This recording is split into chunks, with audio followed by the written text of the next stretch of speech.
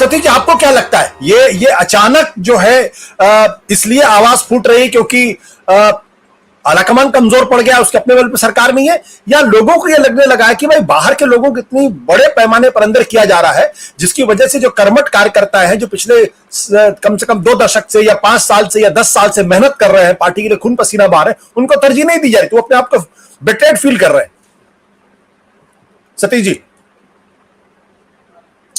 Unmute करें। देखिए, मेरे ख्याल से ये है तो ये 4 जून के को ही पटकथा लिखी जा चुकी थी और उसके बाद जिस तरह से आरएसएस की तरफ से बयान आए तो उससे लगा कि कुछ न कुछ आबो हवा में परिवर्तन हो गया। अब आप देखिए ना, ये 2 बातें पहले कहता हूँ। कल योगी जी जो हैं आजकल हिंदुत्व के बुलडोजर बने हुए हैं, वो कह रहे बटोगे तो कटोगे, कुछ इस तरह की बात बोल रहे हैं। उसी दिन कंगना रनौत जी हैं, माननीय बटेंगे तो कटेंगे, हाँ जो भी, तो वो कह रहे हैं, वो उसका मीनिंग हिंदुत्व वाला लगाया गया। दूसरे तरफ आप देखिए, प्रधानमंत्री जी कहते हैं कि 4 ही जातियां। आरएसएस का एक मुख्य पत्र है, कहता है कि जाति के बिना कुछ है ही नहीं। तो ये अलग अलग विचार चल रहे हैं। और अभी आप मोदी जी में एक परिवर्तन देखिएगा तो ये भी है कि वो अब गठबंधन, धर्म, सबकी सुनना, यू टर्न वगैरह वगैरह सारी चीजें अब परिभाषा में आ गई। तो ये अगर एक माहौल चला जाता है, एक बन जाता है, तो इसी में आप देख रहे हैं कि जम्मू कश्मीर और बाकी जगहों में क्या है। ये मेन मुख्य बात है, क्योंकि अभी कोई एकीकृत जो जिसके लिए बीजेपी जानी जाती है, एक मुश्त एक बार में एक चीज पर कोई एकदम टिके हुए नहीं। अभी तो कास्ट सेंसस की भी बात आ रही है, क्या पता सितंबर में देखिएगा कि कास्ट सेंसस करा दिया जाए। अब आरएसएस की बातों से तो लगता है, तो वो से लगता है अभी लोग करेंगे नहीं करेंगे, क्या होगा, इसलिए थोड़ा उलट पुलट हो रहा है और इधर से उधर चीजें हो रही हैं। इसका मतलब ये नहीं है हम लोग मान लें इतना जल्दी मान ले कि ये लोग एकदम बिल्कुल कमजोर पड़ गए हैं। इसी बीच में चंपई सोरेन चकमा दे के पहुंच जाते हैं भाई, तो इसलिए एक तरफा हमको नहीं देखना चाहिए। लेकिन बट सतीश चंपई सोरेन भी तो बाहर के ही है ना भाई। चंपई सोरेन से बड़े नेता तो बहुत सारे झारखंड के अंदर थे। अभी देखिए बाबूलाल मरांडी को वापस लेकर आए। बाबूलाल मरांडी वो थे जो झारखंड के पहले मुख्यमंत्री थे, फिर वो पार्टी छोड़ने के बाद उन्होंने अपनी पार्टी बनाई, लंबे समय तक बाहर रहे, फिर उनको लाया गया। वहां बाबूलाल मरांडी एक अच्छे नेता माने जाते हैं, अर्जुन मुंडा एक अच्छे नेता माने जाते हैं। तो अब वहां चंपई सोरेन में अगर आप लेके जाएंगे जो मुख्यमंत्री रह चुके हैं, तो लोग तो कहेंगे कि भाई कम से कम उनकी भी सीट जाएगी, उनके आसपास की सीट भी जाएगी।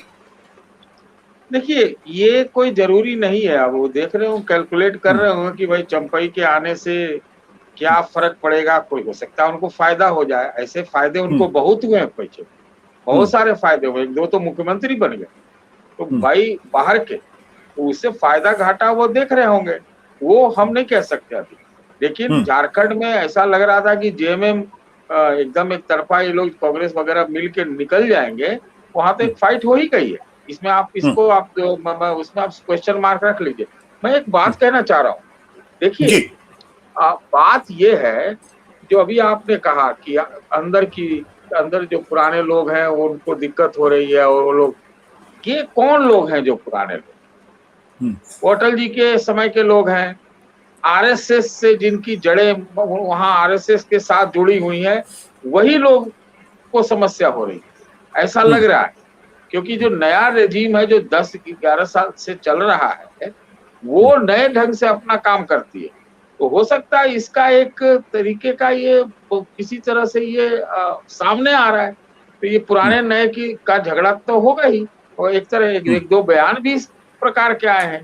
तो ये अब चूंकि आला कमान जो बीजेपी का है, मोदी जी जो सब पे भारी थे, एक अकेला सब पर भारी, तो हर तरह के लोग अब इनके ऊपर कोशिश कर रहे हैं भारी पड़ने का।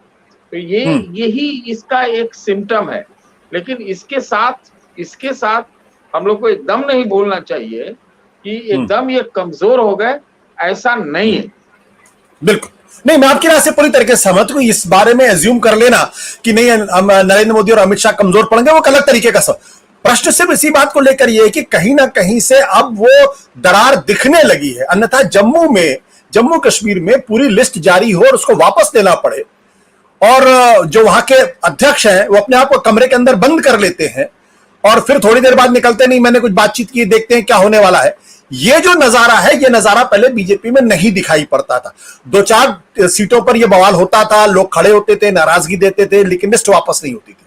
तो मैं करण, मुझे लगता है आशुतोष जी, एक लाइन, हमें क्या लगता है कि पर्दे के पीछे से आरएसएस, जिसको बताया था कि अब बीजेपी को जरूरत ही नहीं आरएसएस की का, नड्डा साहब ने, उसके बाद मुझे लगता है कि आरएसएस का जो अदृश्य हाथ रहता है वो लोग असर्ट कर रहे हैं।